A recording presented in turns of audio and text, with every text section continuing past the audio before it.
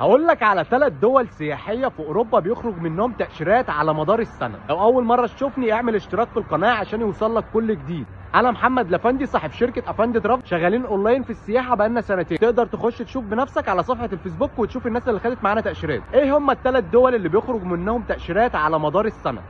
رقم 1 اسبانيا. اسبانيا من الدول السياحيه اللي بيخرج منها تاشيرات على مدار السنه، بالنسبه للناس اللي هي جوازاتها ابيض وما سافرتش اي دوله، بس لازم يكون معاك كشف حساب بنكي وحاجه تثبت انك شغال. ولو انت طالب هتقدم اوراق والدك اثبات انك من اسره متيسره ماديا.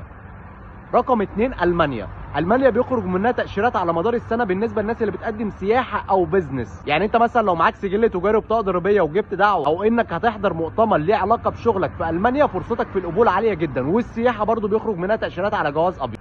رقم 3 اليونان. سفاره اليونان في اسكندريه بيخرج منها تاشيرات كتير على مدار السنه، بس لازم يكون محل الاقامه بتاعتك يا اسكندريه يا البحيره يا مطروح. سفاره يونان اسكندريه، لان اليونان هي السفاره الوحيده اللي لها مكانين، في قنصليه في القاهره وفي قنصليه في اسكندريه. بتاع اسكندريه متساهل شويه.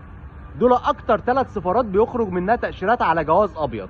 بعد كده بقى هولندا وفرنسا وايطاليا بيخرج منها تاشيرات كتير، بس الدول اللي هم بيخرج منهم تاشيرات اكتر ال3 دول اللي انا ذكرتهم: اسبانيا، المانيا، اليونان. لو اول مره تشوفني اعمل اشتراك في القناه عشان يوصل لك كل جديد. سلام عليكم.